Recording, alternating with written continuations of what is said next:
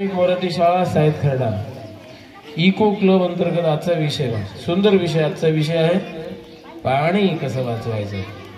माणूस किनी पाणी तयार करत नाही, करतो का नाही? माणूस पाणी तयार करत नाही, पाणी वाचवता येते ना, आहे ना? म्हणून पाणी वाचवता येते, कारण पाणी एकदा संपणार आहे। पृथ्वीवर किती टक्के पाणी आहे रे पिण्यायोग्य? 0.03% पिण्यायोग्य आहे आणि पृथ्वीवर पाणी 71%। पाणी जमिनीतून मिळवतो आहे ना, तर हे पाणी वाचलं पाहिजे। दिवस दरवर्षी कोणीतरी विहीर खोदत नेतात, खाली खाली खोदतात का बरं? कशासाठी कशासाठी खोदतात? पाण्यासाठी। पाणी लागलेलं असते तरी पण दुसऱ्या वर्षी पुन्हा पाण्याची पातळी खाली जाते, परत माणूस खोदतो। पाणी वाचवायचं, नळाला कॉक लावायचं, त्या नळाला कॉक लावायचं बंद करता आलं पाहिजे केव्हा पाणी नष्ट होत नाही। हा उभे रे परी, आंघोळ करताना जास्त पाण्याचा वापर करू, जास्त पाणी आंघोळ करताना वापरायचं नाही, हा सांगते तो आर्यन बगरे। याचं कामापुरतं पाणी वापरायचं, कामापुरतं पाणी वापरायचं, अन्यथा जास्त पाणी सांडवायचं नाही। उभे राहा। तोंड धुताना जेवढं पाणी पाहिजे तेवढंच घ्यायचं, बरोबर आहे? दादा खूप सारं पाणी उघडून देतो आपण तोंड धुते वेळेस, आणि हा सांगते घ्यायचं की नाही उभा राहावं, पाणी जितकं लागते तितकं प्यायचं। हा, जे ग्लासामध्ये आपण भरपूर पाणी घेतो, थोडस पितो बाकीचं उघडवतो, तसं करायचं नाही।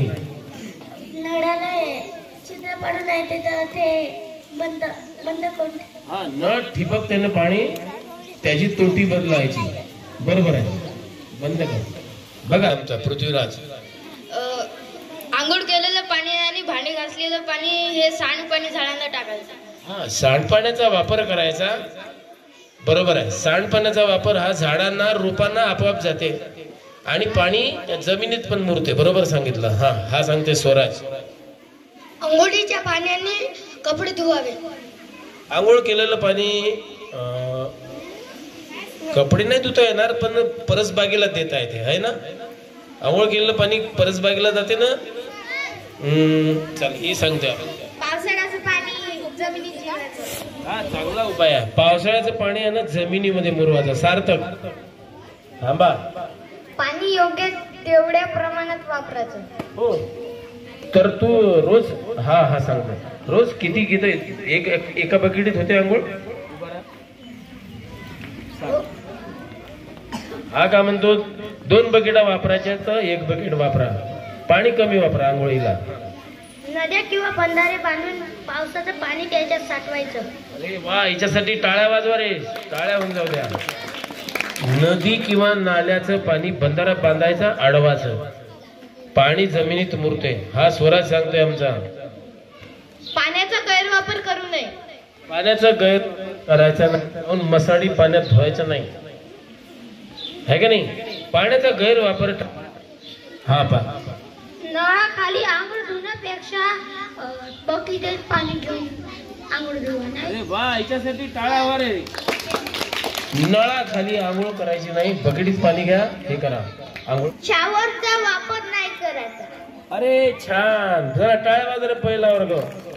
पाण्यामध्ये शॉवरचा वापर न करता खूप सारं पाणी वाया जाते। त्यावर कोणी नळ चालू ठेवलं त्या नळाला कॉक लावून द्यायचा। रस्त्यावर कोणी नळ चालू ठेवला त्यांना बंद करायला सांगा किंवा त्याला तोटी लावायची। आमची वैष्णवी सांगते नळ चालू करून कुठेही भुलून जाऊ नये, बरोबर? नळ चालू करायचं आणि मधातच दुसरे कोणतेही काम करायचं नाही। मी पाण्यात भांडे धुवायचे, सांगा बरं मुली मोठ्या पुरी। तुमची आजी आहे ना धुवत होती, कशी धुत होती? बकेटीत 2 बकेटीत पाणी घ्यायचं, एका बकेटीत पहिले साबणाने राखेने घासायचं, पहिल्या बकेटीत बुचकाळायचं, दुसऱ्या बकेटीत बुचकाळायचं भांड आणि नंतर मग ठेवायचं। 2 बकेटीमध्ये भांडे धुणं होत होते, आता कसं 4-5 बकेटी लागून जाते। आणि पाणी, बरं पाणी आज वापरलेलं पाणी शिळ होते का रे? भाकर वरण भात सगळं शिळ होते, पाणी शिळ होत नाही, बरोबर आहे. मग पाणी रातच्यानं कोणाकोणाची आई फेकून देते, हे कालचं पाणी आहे, फेकते का? कुंडातलं पाणी फेकते ना, नाही फेकत का? ओके, म्हणजे पाणी शिळ होत नाही, वापरायचं असते ते.